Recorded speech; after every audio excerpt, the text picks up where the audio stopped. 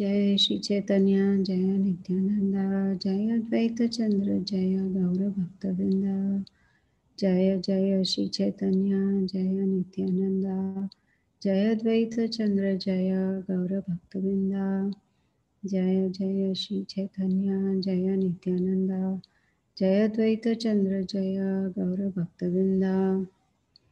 We are reading from Sri Chaitanya Charitamrita Adi Leela, chapter number 2, Lord Chaitanya, the Supreme Personality of Godhead, text number 1.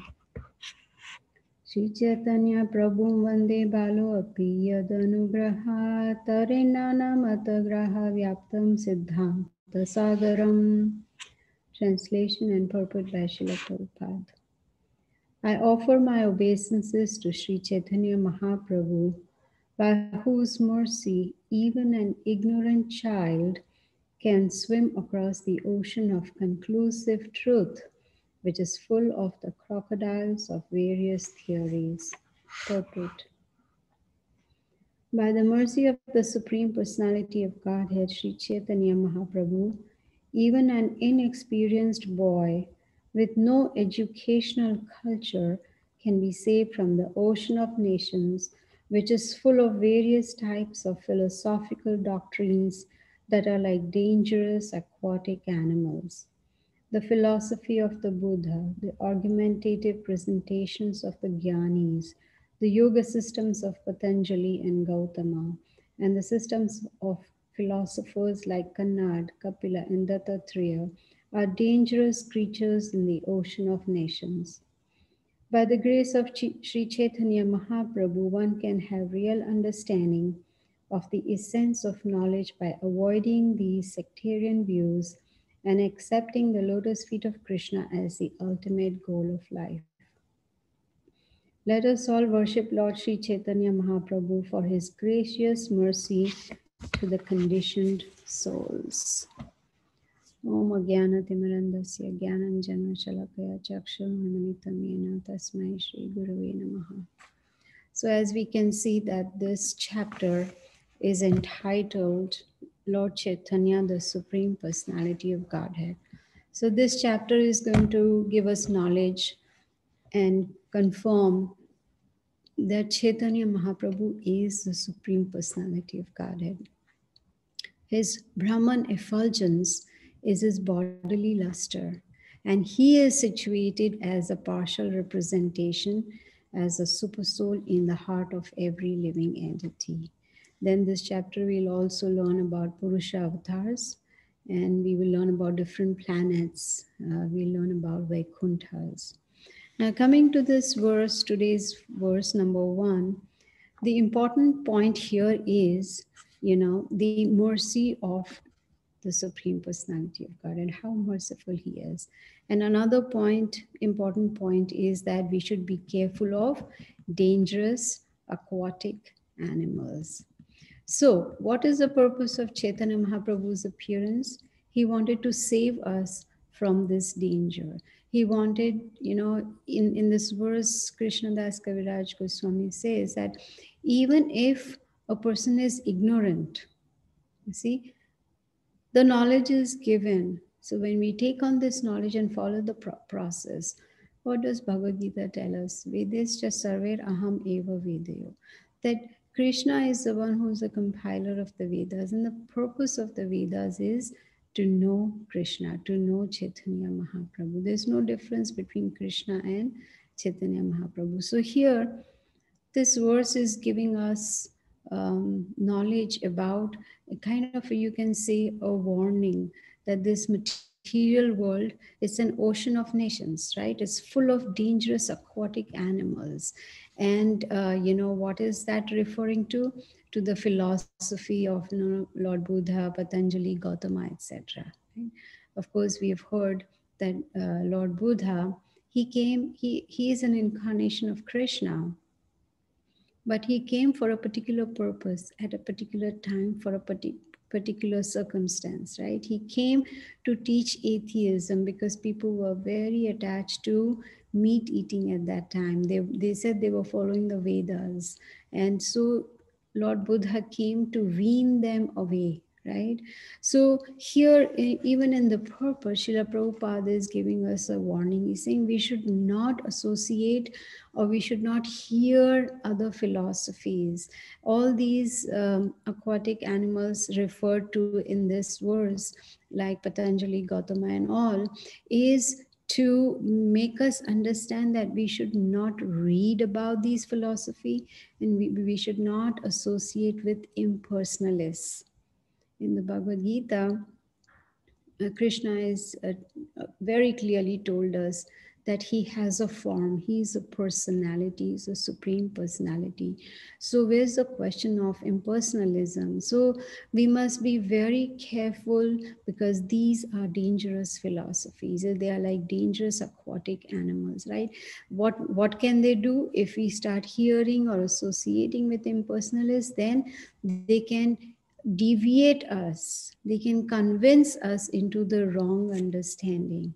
Bhagavad Gita is giving us the right understanding. Like here in this verse, it's talking about even an ignorant child, right?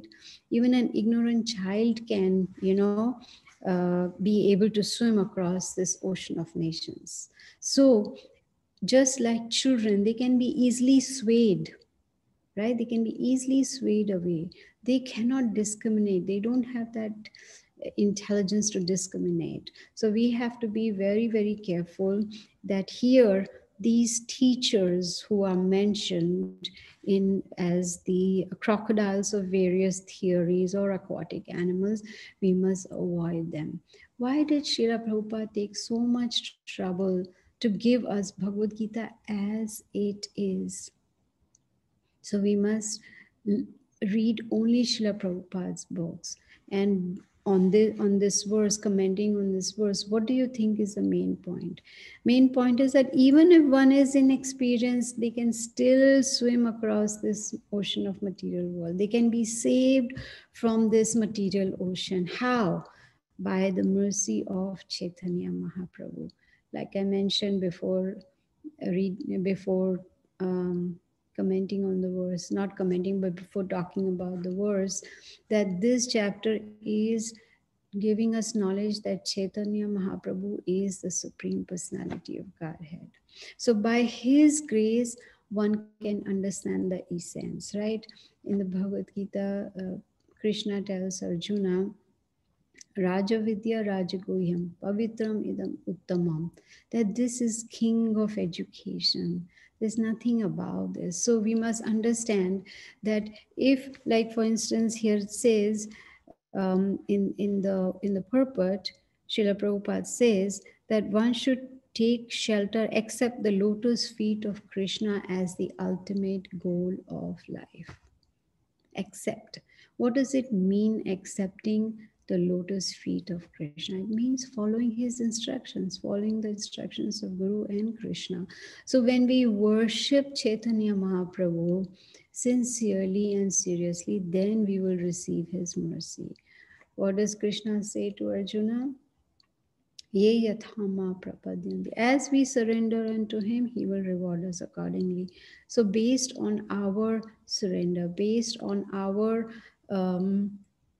accepting the lotus feet of Krishna as all in all, as the ultimate goal, based on that we will receive the mercy. Now we know from experience and we know from the knowledge we have received that we are conditioned souls, and that is why we are unable to understand the essence, right?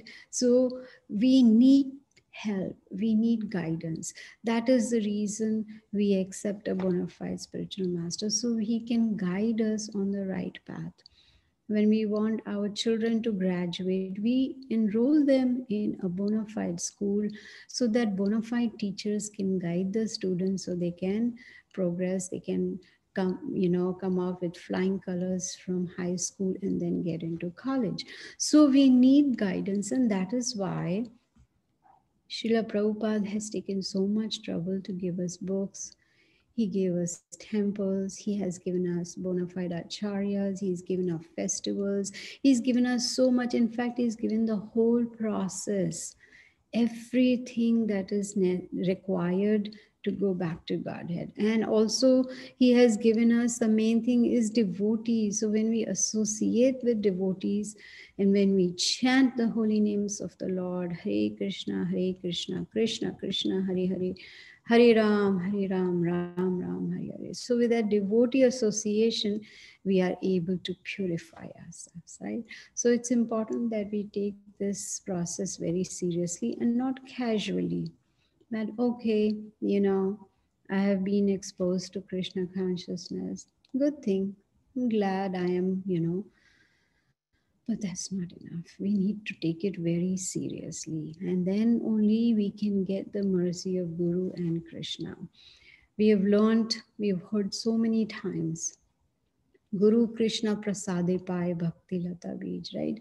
Prasade, with the mercy will come from Guru and Krishna when we please them. When the Guru is pleased, then automatically Krishna is pleased. So we should somehow the other, contemplate, how can I please Guru and Krishna? What are the instructions? How can I follow those instructions? And the instructions are very simple.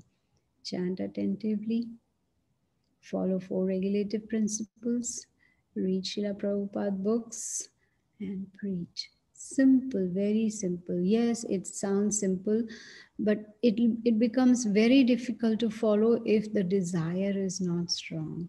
If the desire is okay, yeah, kind of, maybe, maybe not, then there is not much progress. But once we firmly decided, yes, this is the process and this is the only way to go back to Godhead, then one will put in full effort and do it very seriously. See, everything Srila Prabhupada has given us in his books, there is nothing more to be known.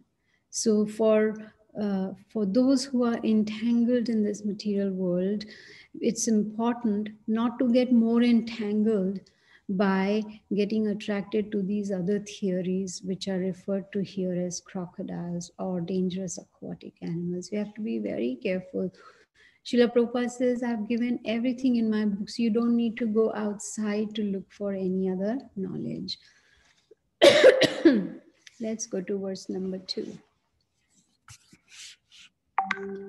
Krishnodkirtana Gana Narsana Kala Patho Jane Brajita Sad Bhakta Vili Hamsa Chakra Madhupa Shreni Vihara Spadam Karnanandi Kaladhvani Vahtu Me Jivha Maru Prangane Shri Chaitanya Dayanidhe Tavala Salila Sudha Swardhuni.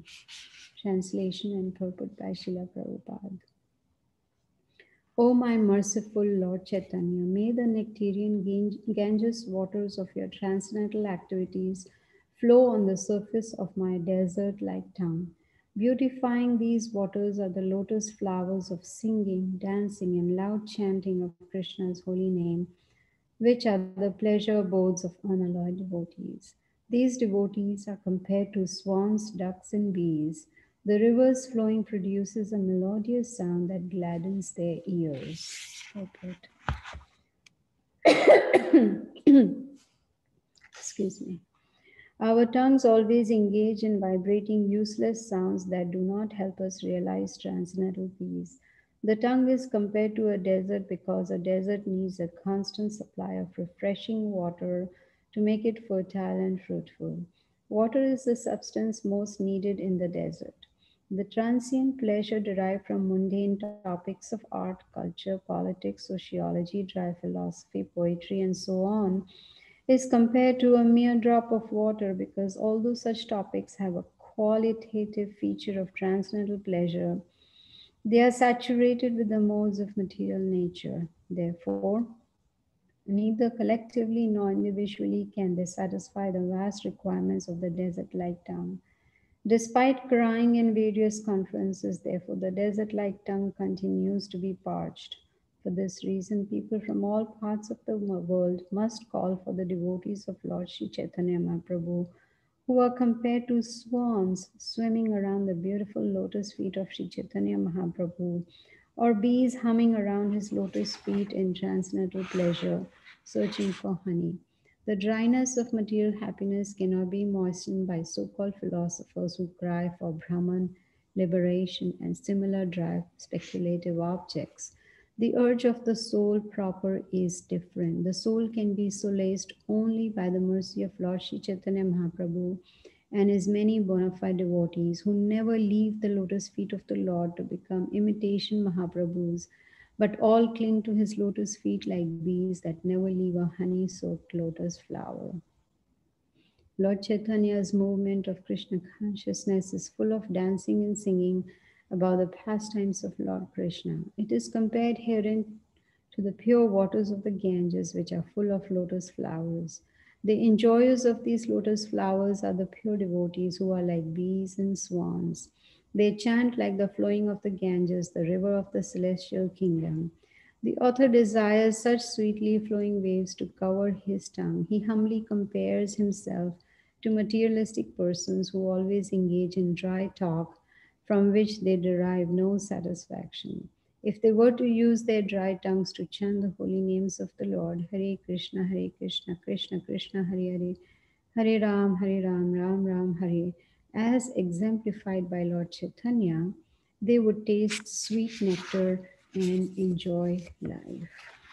What a beautiful verse. So here also we can see the mercy of Chaitanya Mahaprabhu, how merciful he is, right? He gave us Harinam. He gave it to us for free. He gave us the Maha Mantra. And he gave us, he just said that this is a simple and easy way to go back to Godhead. Right? Kale dosha nidhe rajan. In this Kali Yuga, there are many faults. Right? We have already heard in Srimad Bhagavatam that we are unfortunate, misguided, lazy. So many bad qualities are there. But one good thing is in Kali Yuga, just by chanting the holy names of the Lord, we can go back to Godhead. So as we see in this verse, is talking about that Krishnadas Kaviraj Goswami is saying that Lord Chaitanya Mahaprabhu, your holy name flows on my desert like tongue, right? The tongue is like a desert because there is no taste, there is no water of the holy name, the Ganges water, that is not there.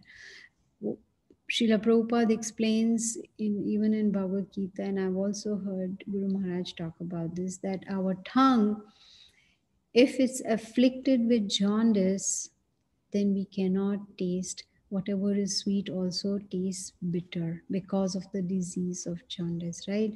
But if one has jaundice and one starts having sugarcane juice or sugar candy, which is compared to chanting the holy names of the Lord, then gradually the disease will be removed and the taste will return. So similarly, excuse me, similarly, we do not have the taste for the holy name right now because we have, our tongues are parched, right?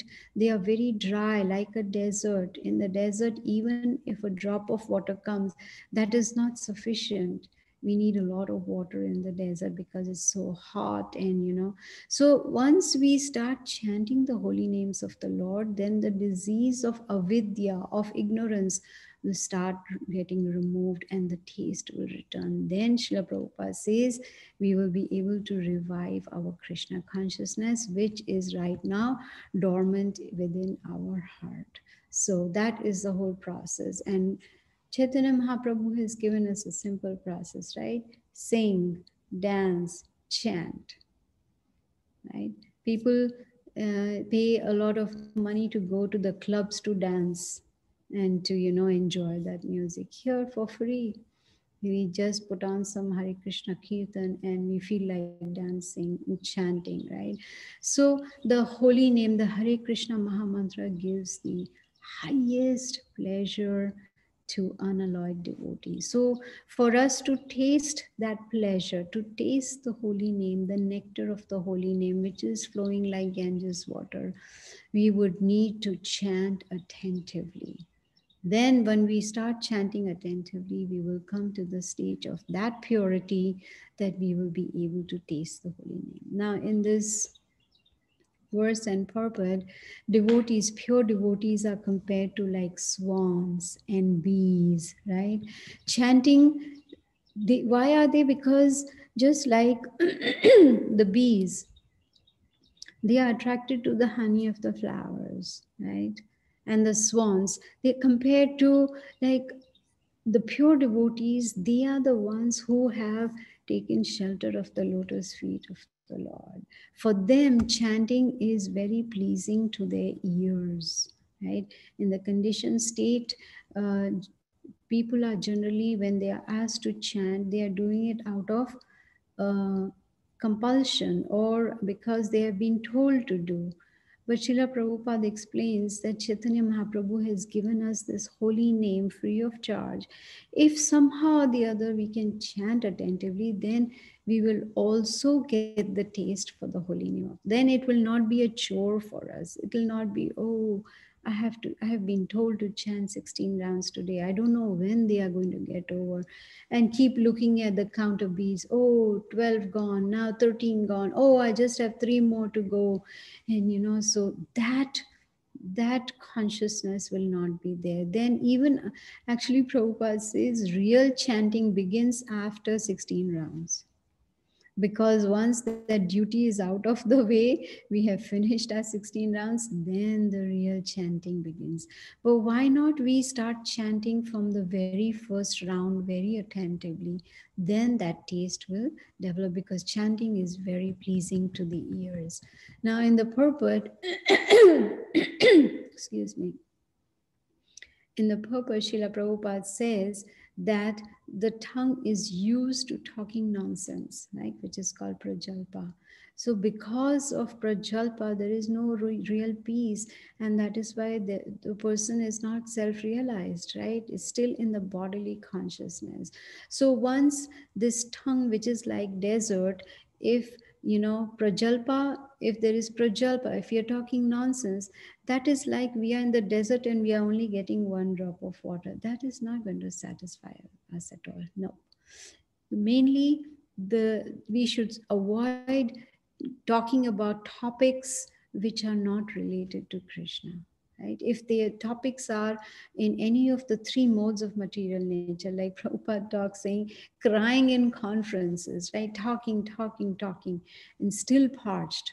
So devotees like swans, and they swim around the lotus feet of Krishna.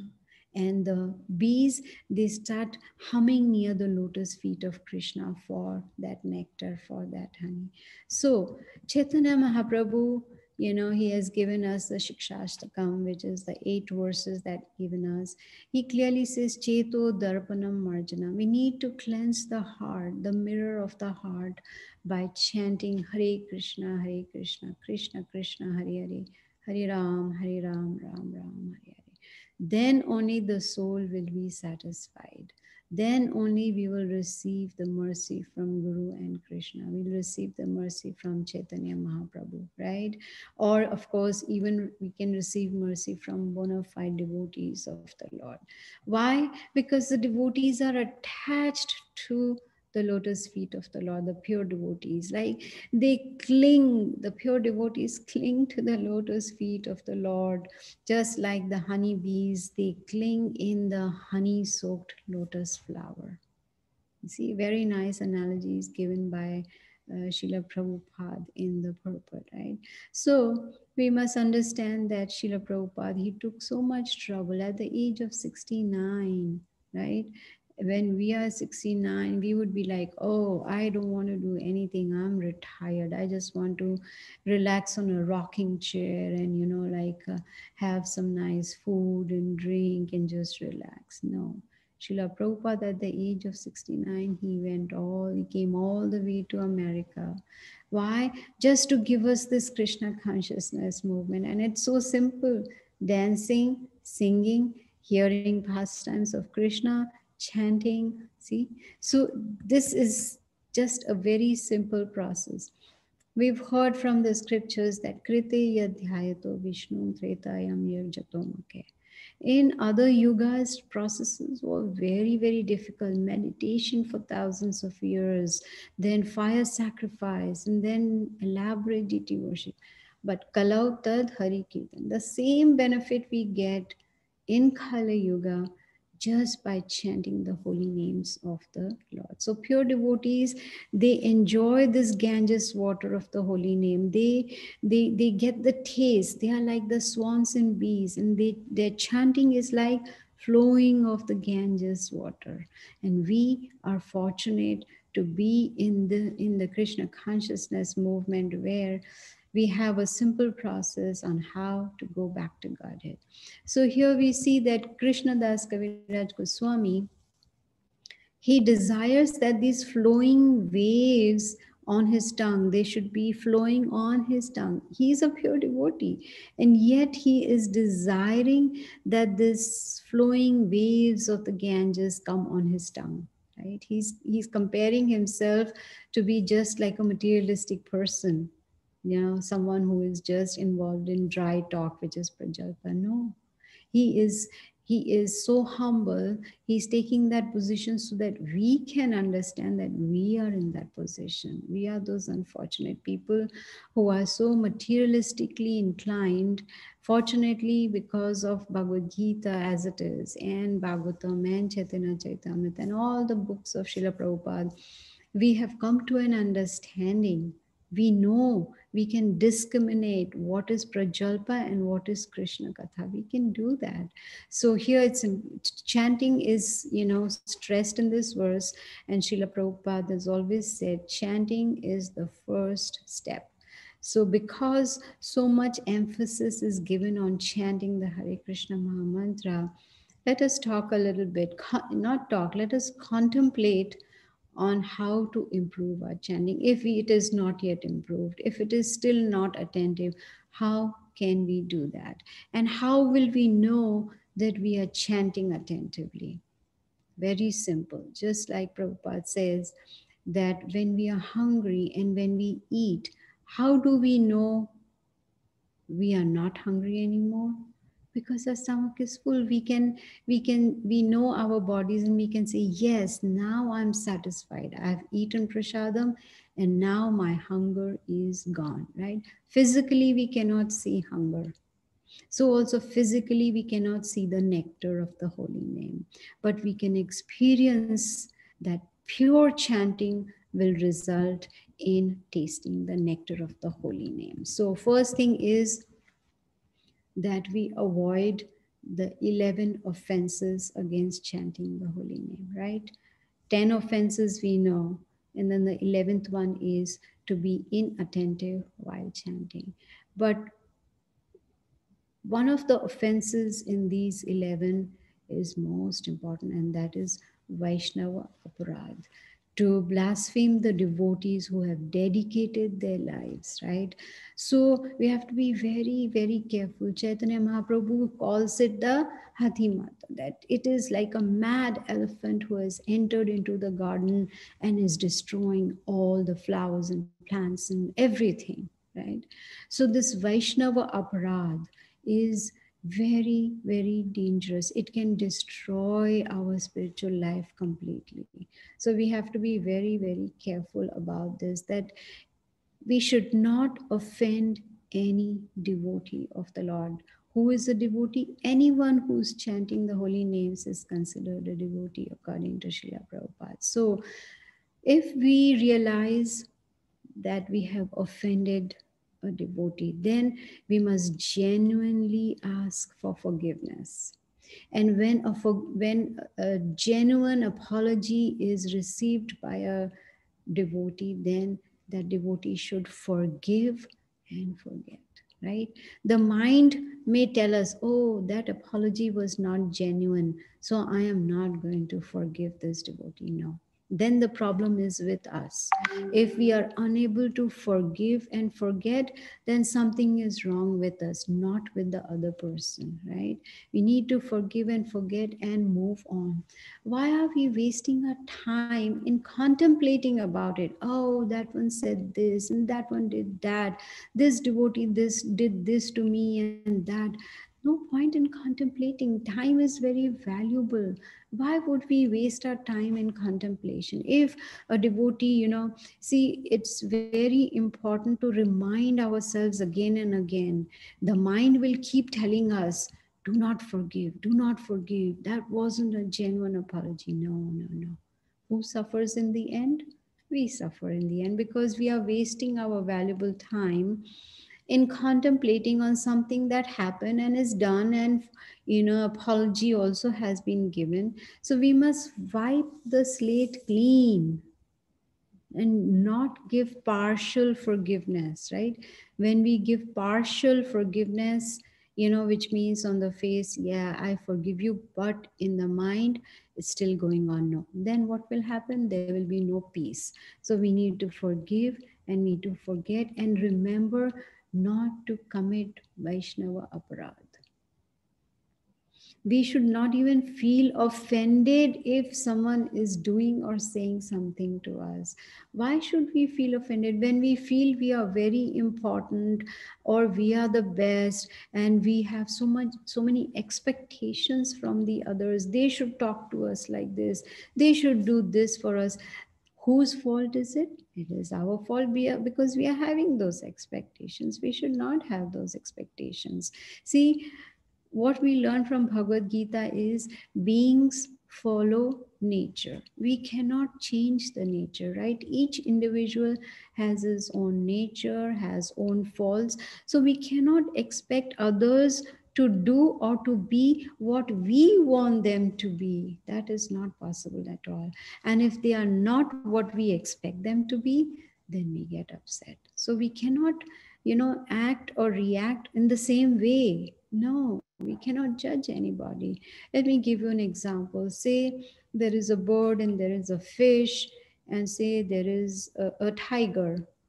Now, if we expect all of them to fly, can they all fly? Bird can fly, fish cannot fly, tiger cannot fly, right? But if we expect all of them to fly because we want them to fly, that's not possible. Can all of them swim? No. Can all of them run? No. Bird can fly, fish can swim, tiger can run. Each one has their own nature. What does Chaitanya Mahaprabhu tell us in the Shikshastakam? Huh? He says, Amanina manadena kirtaniya sadahari. That we should give respect to others and not expect them to give respect to us. When we expect, that is when we feel upset, and that is when we get angry. And Bhagavad Gita tells us in chapter 2 what happens, right? When we get angry, then we become bewildered, memory, then we fall down, intelligence is lost, and we fall down. So it's very, very important that when we are hearing these when we are hearing Chaitanya Charitamrita, or when we were hearing Bhagavad Gita and Srimad Bhagavatam, that we take on this knowledge and put it into practice. When we read Shikshastakam, when we read the 8 verses given by Chaitanya Mahaprabhu, we try to practice them in our day-to-day life. Then we will be free from anarthas, and then we will be able to taste the nectar of the holy name of the Lord. Now, yesterday was Gita Jayanti, when Lord Krishna re-spoke the Bhagavad Gita to Arjuna. Such an auspicious day. Yeah, the Bhagavad Gita was spoken at the battlefield of Kurukshetra. Now, 2020 is coming to an end. We just have a few more days left, and then New Year is going to come, 2021, right? It's time for us to think about what are the spiritual accomplishments we have, we have gained in 2020, and what are we going to do in 2021. Yes, in the material sense, New Year resolutions are made to be broken. But as far as spirituality is concerned, we must have some New Year goal, spiritual goal in our mind. Think about it. What is it that is lacking in my spiritual path? What can I do better in the next year? Because just see, The whole 2020 is gone. That means one more year from our life is finished. We are 1 year more closer to death. We don't know, we don't have an appointment, so we don't know. So when this new year is coming up, we just have a few more days left. We should have some spiritual goals in mind and keep those spiritual goals. Yes, if I'm reading 30 minutes, let me make it 1 hour, starting January 1st, 2021. If I'm not being attentive in my chanting, let me make this a goal that I'm going to chant attentively. If I'm not associating with devotees, let me make an effort to associate with them. I know it's difficult with COVID 19, but we can still associate over the phone, right? How many of us call each other and talk about Krishna? So these are some of the goals we can think about and follow in the new year. So I am going to end here right now. And if anyone has any questions.